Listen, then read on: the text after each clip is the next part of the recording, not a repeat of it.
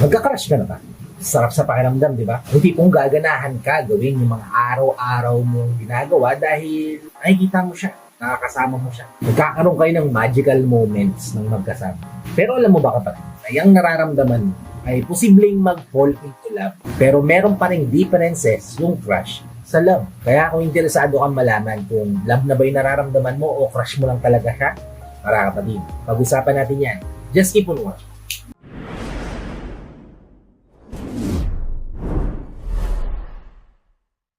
Hi, I'm Gary Pimo at gumagawa ako ng mga videos na tulad nito para matulungan ka na maging best version ng sarili mo at maibigay mo yung best self mo, syempre, sa taong mahal. Kaya kung bago ka pa lang dito sa channel ko, please consider liking this video. Hit the subscribe button and notification bell para lagi kang updated sa mga videos na tulad nito na i-upload pa natin sa inaharap. At ang unang-unang pagkakaiba, kapatid, ng crush sa love ay yung crush, mabilis na nagde-develop. While yung love, it grows over time. Meaning, pag nagka-crush ka, yung una mong napapansin sa kanya yung kagwapuhan niya, yung kalakasan dating niya, yung higing mabait niya sa'yo, yung pagiging gentleman niya, yung quick pictures na makikita mo sa kanya na talagang attractive para sa'yo. While yung love, yan yung mararamdaman mo kapag ka mas nakilala mo na tong tao, mas nalaman mo na yung buo niyang pagkatao, mas naintindihan mo na yung sitwasyon niya, mas nag-dive deeper ka na sa soul niya, kumbaga. Yan yung pagkakaiba ng crush sa love. Dahil yung crush ay madali lang nade-develop dahil nga sa physical appearance lang din yan o sa mga bagay na usual niyang nagagawa sa'yo. While yung love, it grows over time. Okay? Proceed tayo sa ikalawang pagkakaiba ng crush at love ay yung crush ay nagsisimula yan sa mga basic things. At yung love ay namamayagpag yan sa deep connections. Kaya nga nasasabi ng mga tao na nakakabilib tong taong to. Humahanga ako dito sa taong to. Diba? Kasi yan yung mga basic features na mapapansin mo sa kanya. Na hardworking siyang tao, na handa siyang makinig sa'yo, na nandyan siya kapag ka malungkot ka, napapatawa ka niya, napapasaya ka niya, yung mga ganyan kapatid, yung mga qualities na meron siya. Kapag nagustuhan mo yung qualities na meron siya, ibig sabihin may crush ka sa kanya. Pero pag nag-dive deeper na yan, yung tipong nagugustuhan mo siya dahil naiintindihan ka niya, nailalagay niya yung sitwasyon niya sa sitwasyon mo. Kumokonect na siya sa'yo ng gusto. Parehas kayo ng beliefs, parehas kayo ng goals na gustong ma-achieve. That is the time na masasabi mo na in love na ako. Love na tong nararamdaman ko. Hindi na to crush, diba? Kasi mas lumalalim na yung pagtingin mo sa kanya. Mas nagiging connected na kayo ng soul to soul. Hindi lang basta qualities to qualities lang, diba? At yun kapatid yung ikalawa.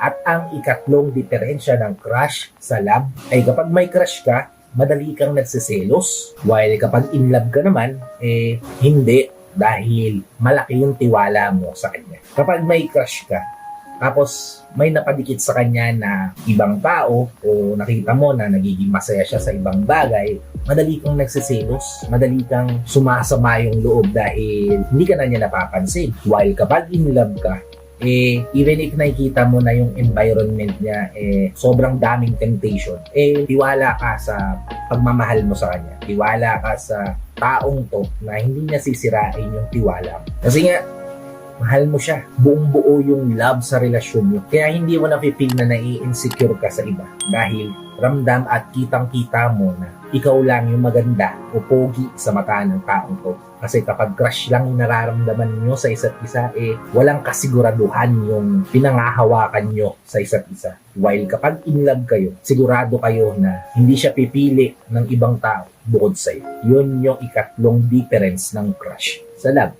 At ang ikaapat, kapag nagka-crush ka, pakiramdam mo, may bagong taong papasok sa buhay mo. While kapag in love ka, parang matagal mo nang kakilala tong taong to. Nakuha niyo yung difference? Yung tipong kapag crush mo lang siya, alam mo sa sarili mo na marami kang dapat malaman tungkol sa kanya. Dapat malaman mo kung compatible pa talaga kayo. Dapat malaman mo kung parehas ba talaga kayo ng gusto. Dapat malaman mo kung parehas ba kayo ng pangarap sa buhay. Dapat malaman mo anong mga paborito niyang kulay. Dapat marami kang bagay na dapat malaman. While kapag in love ka, parang kilalang-kilala mo na tong taong to. At kilalang-kilala ka na rin niya. Ganun yung pakiramdam mo kapag in love ka. kumpara sa may crush ka o crush ka niya. Alam mo yung magic na ganung pakiramdam, di ba? Na parang meant to be talaga kayo dahil parang kilalang-kilala nyo na yung isa't isa. Dahil hindi lang parehas na parehas yung mga bagay na gusto nyong magkaroon, gusto nyong panghawakan o pangarapin, talaga namang ramdam nyo na connected kayong dalawa sa isa't isa. Na para bang matagal na kayong magkakilala. Yung ganung pakiramdam, yan yung difference ng crush sa love. At ang ikadima ay ang crush ay masyado yang pabugso-bugso while yung love mature yan. Ito yung best example niyan. Kapag crush ka lang niya, ang iniisip niya paano niya mahahawakan yung kamay mo, paano kanya makakasama sa araw-araw, makakasama sa kama, ganyan, di ba? While kung love ka niya, willing siyang maghintay ng tamang panahon, tamang oras, tamang pagkakataon kung kailan nahahayaan mo na siyang gawin tong mga bagay. Makita niyo yung diferensya. Parang ganito yan Yung crush hindi na kayang kapagpigil ng bugso ng nararamdaman niya. Gagawa na yun ng paraan para maikis ka, mayakap ka, ganyan. While yung love, irerespeto ka. Diba? Kung hindi ka pa handa, hindi niya ipipilit yung sarili niya. Hahayaan ka niyang i-take mo yung time mo para ibigay sa kanya yun ng buo. Kaysa ipipilit niya yun. Yun yung diferensya ng crush sa love. Now, kung ano man yung nararamdaman mo ngayon, kung crush ba yan o love, eventually, kapatid, magiging special din yan kapag hinayaan mong mag-mature yan over time. Yun, kapatid, yung 5 difference ng crush sa love. Hope nakatulong akong bigyan ng linaw yung isipan. And if nakatulong nga naman, please help me share this to your loved ones na posible nating matulungan din ng video na ito para nakatulong na kayo sa kanila. Nakatulong na rin ako sa kanila. Sa lahat ng mga FW viewers natin at sa mga viewers natin dito sa Pilipinas na walang sawang nanonood, sumusuporta, palagi nakatune in sa bawat video na ina-upload ko. Maraming salamat po sa palaging pag-nood at pag-support.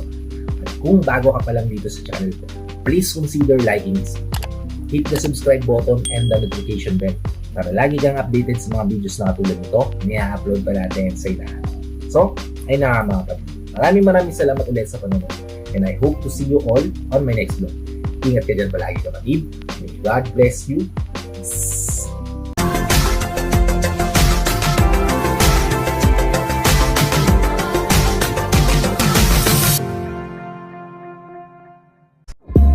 Whenever your heart is broken, don't ever forget you're golden. Whenever your heart is broken, don't ever forget you're golden. Whenever your heart is broken, don't ever forget you're golden.